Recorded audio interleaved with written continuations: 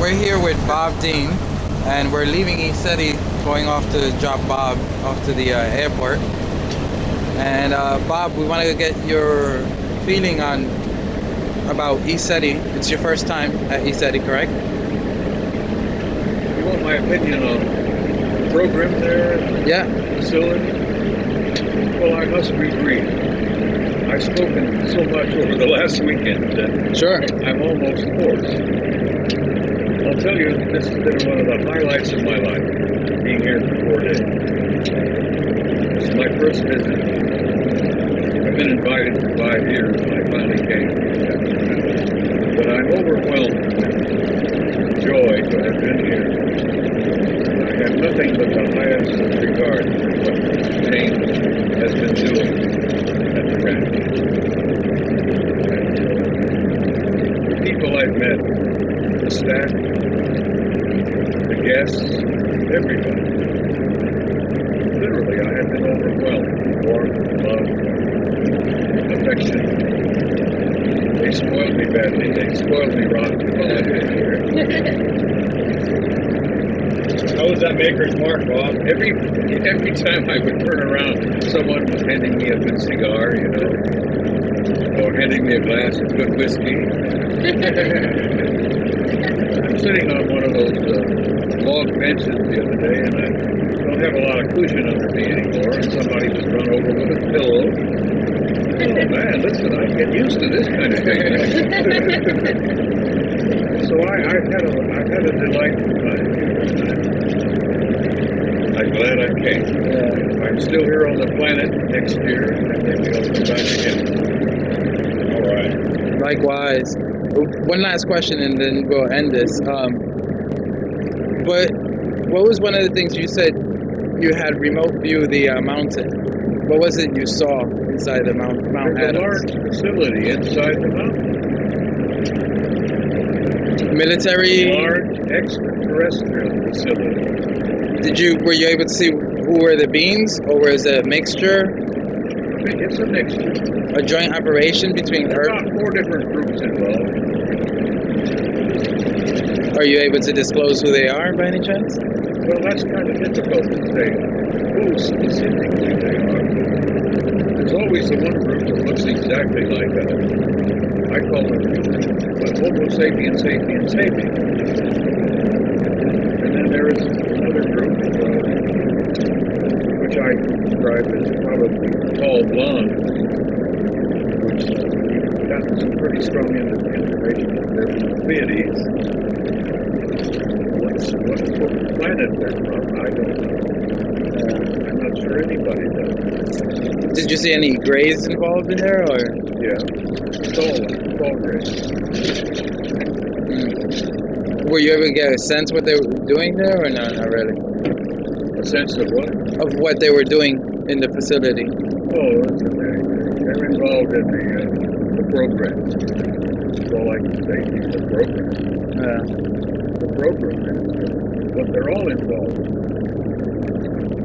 You heard my presentation on Sunday. The program literally tries to keep the human race, the species, alive. So They're assisting us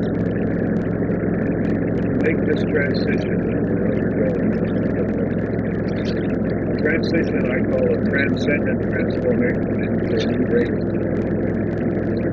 That's part of a program that they're involved with. And they're getting some instructions from a higher authority. That's what I find. yeah.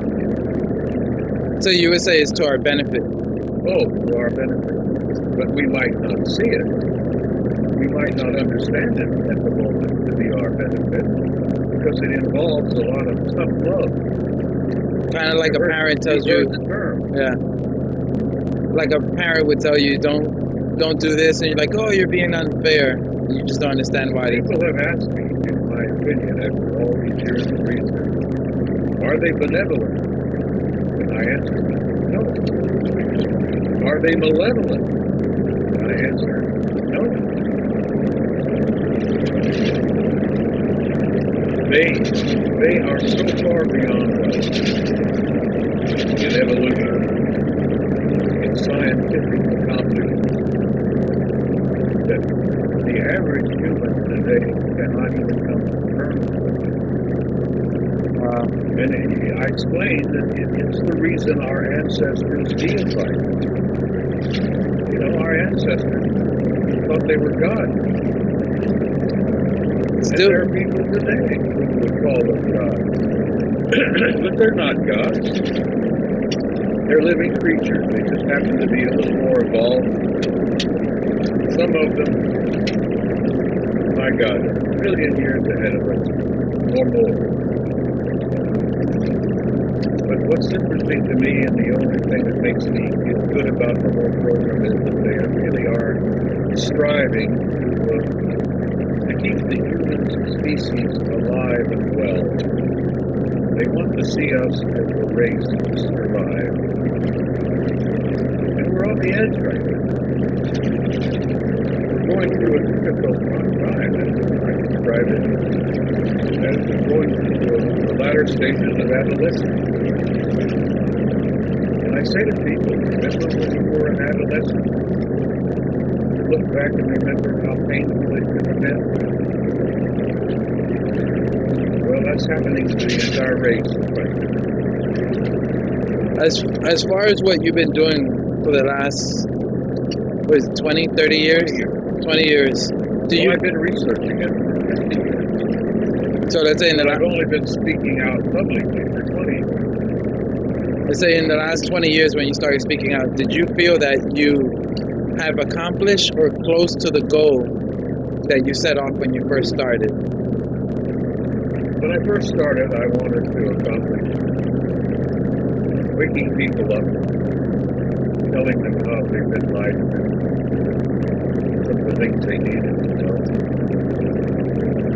And I never, ever for a moment wondered whether I would succeed or not. But I have, over the last 20 years, reached a point where I may have accomplished this much.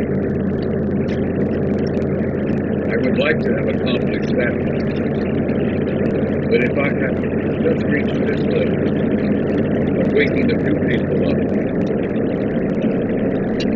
I have noticed that there is indeed an expansion of consciousness on the planet.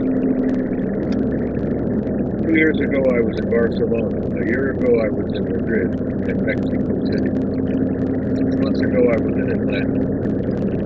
I have detected that there is indeed an expansion of consciousness. That's gratifying.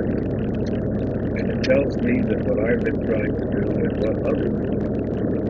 I'm only one of a dozen or two different people speaking out on this subject. That we're making a little bit of headway, friends.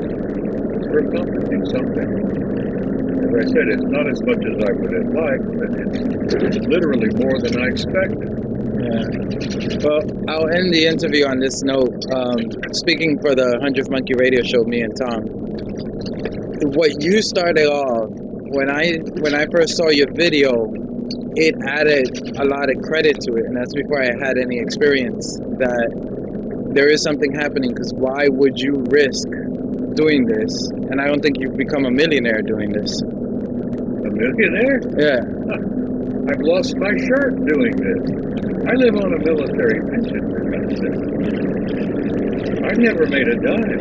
So that's what adds more credit to what you're saying. You see, I have nothing to sell. I don't have a magazine or a book or tapes or any of that. I have nothing to sell. All I do is travel if I'm invited. As James invited me up here, he bought me my airline ticket to bring me up here. He treated me like a king for 4 days.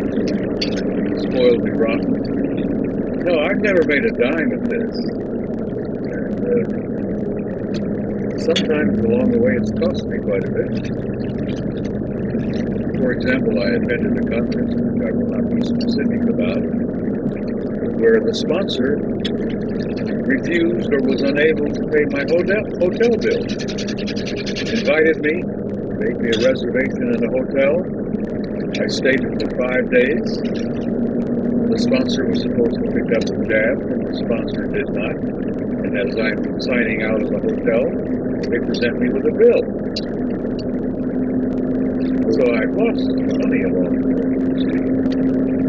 I've not made a dime with this really. As I told you, I have nothing to sell. I don't have a product. If I'm invited, I travel, I go, I speak, that's all I do. I've been sharing information with people, stuff that I've seen, things that I've experienced, material that I've been provided by certain unnamed authorities. And then I develop a relationship with them, which is a story totally separate to itself, which would take 2 to 3 hours to explain. Well, actually, they can listen to our radio show we did with you. But thank you, Bob, so much. And the stuff you say takes a life on its own and really touches a lot of us. And then we go out and we tell other people, hey, look at this guy, you know, look what he's been doing for the last 20 years. An old friend, my dearest and closest friend, 2,000 years ago, he's still my friend today. He said, for those who have the ears to hear, they will hear. For those who have the eyes to see, they will see. For the rest, they will stumble through the brambles and fall into the ditch. And he had a great sense of humor. Thank you, Bob. Ramon, thank you.